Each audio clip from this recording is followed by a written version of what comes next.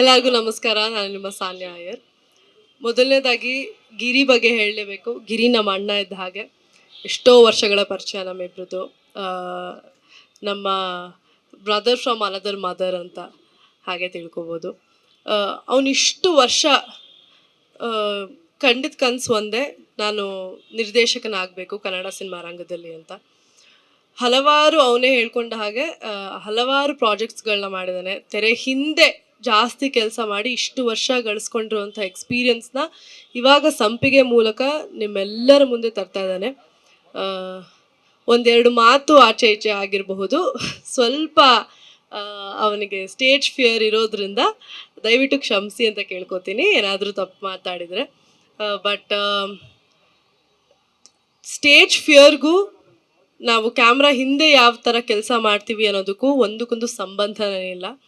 So next ನೀವು ನಿಮ್ಮ ವಿಮರ್ಶೆಗಳನ್ನ ದಯವಿಟ್ಟು ಸಿನಿಮಾ ನೋಡಾದ್ಮೇಲೆ ನೀಡಿ ಅಂತ ಕೇಳ್ಕೊತೀನಿ. ಯಾಕಂದರೆ ನಿಮ್ಮ ವಿಮರ್ಶೆಗಳಿಂದನೇ ನಾವು ಮುಂದಕ್ಕೆ ಇನ್ನೊಂದು ಹೆಜ್ಜೆ ಇಡೋಕ್ಕಾಗೋದು, ಸಿನಿಮಾ ರಂಗದಲ್ಲಿ ಬೆಳೆಯೋಕ್ಕಾಗೋದು, ಮತ್ತೆ ಮತ್ತೆ ಕನಸು ಕಾಣೋಕ್ಕಾಗೋದೇ ಮಾಧ್ಯಮರಿಂದ. ಯಾಕಂದರೆ ನೀವೆಲ್ಲರೂ ಅಷ್ಟು ಪ್ರೋತ್ಸಾಹನ ಎಲ್ಲ ತರಹ ಕೊಡ್ತಾ ಇರ್ತೀರ. ಯಾವಾಗಲೂ ಪ್ರತಿಯೊಂದು ಸೂಕ್ಷ್ಮ ವಿಚಾರಗಳನ್ನು ನೀವು ಅಬ್ಸರ್ವ್ ಮಾಡ್ತಾ ಇರ್ತೀರಾ, ಅಥವಾ ನಾವು ಎಡವಿದ್ರೆ ನಮಗೆ ಸಾಥ್ ಕೊಡ್ತೀರಾ, ಅಥವಾ ನಾವು ಏನಾದ್ರು ಸಾಧಿಸಿದ್ರೆ ನಮಗೆ ಸಾಥ್ ಕೊಡ್ತೀರಾ. ಸೊ ಹಾಗಾಗಿ ಹಿಂಗೆ ಈ ಒಂದು ಹೊಸ ಪ್ರಯತ್ನಕ್ಕೆ, ಹೊಸ ತಂಡಕ್ಕೆ ನಿಮ್ಮ ಸಾಥ್ ಇರಲಿ ಅಂತ ನಾನು ಕೇಳ್ಕೊತೀನಿ. ಹೊಸ ತಂಡ ಆಗಿದ್ರೂ ಕೂಡ ಪ್ರತಿಯೊಬ್ಬರು ಹಲವಾರು ವರ್ಷಗಳದ ಎಕ್ಸ್ಪೀರಿಯನ್ಸನ್ನು ತರ್ತಾ ಇದ್ದಾರೆ ತೆರೆ ಮೇಲೆ ಅಂತಲೇ ಹೇಳ್ಬೋದು. ನಾನು ಇವತ್ತು ಇಲ್ಲಿ ಕೂತ್ಕೊಂಡು ಗಿರಿ ಬಗ್ಗೆ ಮಾತಾಡ್ತಾ ಇದ್ದೀನಿ ಅಂತಂದರೆ ನಂಗೆ ನಂಬೋದಕ್ಕೆ ಆಗ್ತಾ ಇಲ್ಲ.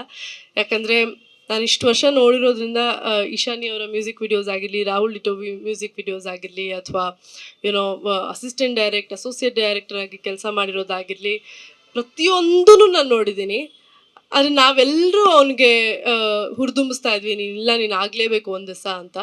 ಬಟ್ ಇವತ್ತು ಅವನ ಕಾಲ ಮೇಲೆ ಅವನೇ ನಿಂತ್ಕೊಂಡು ಎಷ್ಟು ಜನ ತೆಗಳಿದ್ರೂ ಅವನು ನಾನು ಸಾಧಿಸಿ ತೋರಿಸ್ತೀನಿ ಅಂತ ಇವತ್ತು ನಿಮ್ಮ ಮುಂದೆ ಬಂದಿಯೇನೆ. ಇಷ್ಟು ಜನ ಮಾಧ್ಯಮದವ್ರನ್ನ ನಾನು ನೋಡಿದಾಗ ಇವತ್ತು ನಾನು ಎಕ್ಸ್ಪೆಕ್ಟೇ ಮಾಡಿರಲಿಲ್ಲ. ನನಗೆ ತುಂಬಾ ಖುಷಿ ಆಗ್ತಿದೆ, ತುಂಬಾ ಹೆಮ್ಮೆ ಆಗ್ತಿದೆ.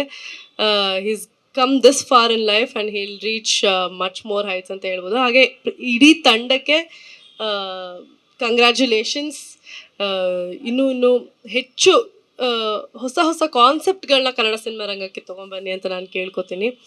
ಯಾಕಂದರೆ ನೀವಾಗ ನಾವೇ ಬೆಂಗಳೂರು ನಾವು ಹೇಳಿದ ಹಾಗೆ ಕಾಸ್ಮೋಪಾಲಿಟನ್ ಸಿಟಿ ಆಗಿರಬಹುದು, ಪ್ರತಿಯೊಂದು ಭಾಷೆನೂ ಇಲ್ಲಿ ರಿಲೀಸ್ ಆಗುತ್ತೆ. ಬೇರೆ ಬೇರೆ ಭಾಷೆಗಳನ್ನ ಹೋಗಿ ನಾವು ತುಂಬಾ ಪ್ರೋತ್ಸಾಹಿಸ್ತಾ ಇರ್ತೀವಿ.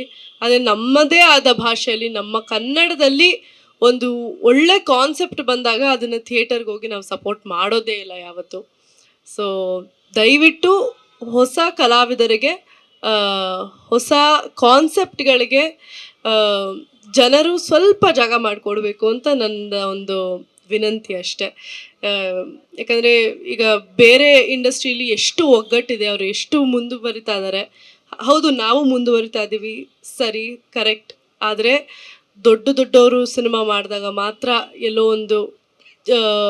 ಒಂದು ಕಡೆ ರಾಷ್ಟ್ರ ಮಟ್ಟದಲ್ಲಿ ಅಥವಾ ವರ್ಲ್ಡ್ ವೈಡ್ ಹೆಸರು ಮಾಡ್ತೀವಿ. ಸಣ್ಣ ಮಟ್ಟದಲ್ಲಿ ಸಿನಿಮಾ ಮಾಡಿದಾಗ ಅದರಲ್ಲಿ ದೊಡ್ಡ ಆ್ಯಕ್ಟರ್ಸ್ ಇದ್ದರೆ ಹೆಸರು ಮಾಡ್ತವೆ. ಬಟ್ ಸ್ಮಾಲ್ ಬಜೆಟ್ ಇಟ್ಕೊಂಡು ನ್ಯೂ ಕಮರ್ಸ್ ಸಿನಿಮಾ ಮಾಡಿದಾಗ ನಾವು ಕ್ಯಾರೆ ಅನ್ನಲ್ಲ. ಸೊ ಈ ಸ್ವಭಾವನ ನಾವು ಸ್ವಲ್ಪ ನಮ್ಮಲ್ಲಿ ನಾವು ಬದಲಾಯಿಸ್ಕೊಂಡ್ರೆ ಎಲ್ಲೋ ಒಂದು ಕಡೆ ನಮ್ಮ ಕನ್ನಡ ಇಂಡಸ್ಟ್ರಿನೂ ಆಲ್ರೆಡಿ ವರ್ಲ್ಡ್ ವೈಡ್ ರೆಕಗ್ನಿಷನ್ ಸಿಕ್ಕಿದೆ. ಬಟ್ ಸಣ್ಣ ಸಿನಿಮಾಗಳಿಗೂ ಅಂಥ ದೊರಕಬೇಕಾಗಿರೋಂತಹ ರೆಕಗ್ನಿಷನ್ ಸಿಗುತ್ತೆ ಅಂತ ಒಂದು ಆಸೆ ಅಷ್ಟೆ. So thank you so much.